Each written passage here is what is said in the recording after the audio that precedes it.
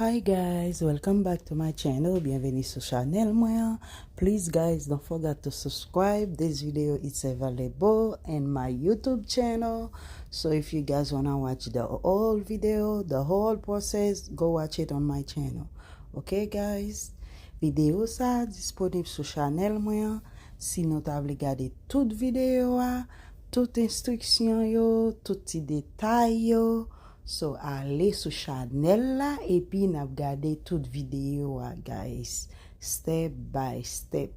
Okay, the whole video is available step by step, guys, and it's very good, very yummy. Haitian macaroni and cheese. Okay, c'est son petit macaroni au gratin on t'a fait.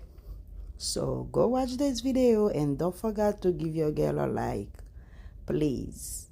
Pas oublier pour nous bay sister non on like les nous garder vidéo ok, cliquez petit tambel là si nous besoin plus vidéo tout à regarder sur channel là nous gain un pile vidéo qui disponible.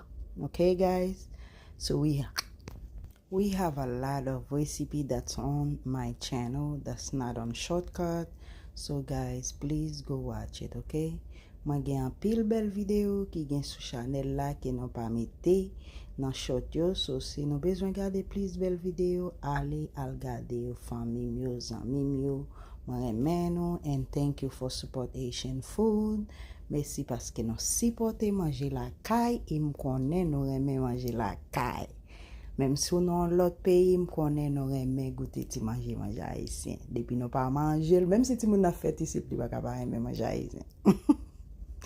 Et puis me connaît même si depuis nous font petit temps nous pas manger haïtien, nous pas manger haïtien, me connaît nous gon problème. Nous senti nous malade. Qu'il tu la caille manger la caille, okay? I know that even you guys born here, if you pass like a month or 2-3 weeks you don't eat Haitian food, you feeling like you're missing something. So go support your girl, go support Haitian food when you watch this video. It's available step by step, okay guys? I love you guys and thank you for support. So I melt all the cheese, I do all the stuff, and I can't explain the process on this video, but I have the process and the voice in my channel if you guys wanna watch it better and understand it better. And it's very good. This is the best Haitian mac and cheese you never eat, okay? Pi bon macaroni and cheese ou pot ko manger. Bisous guys, moi remene.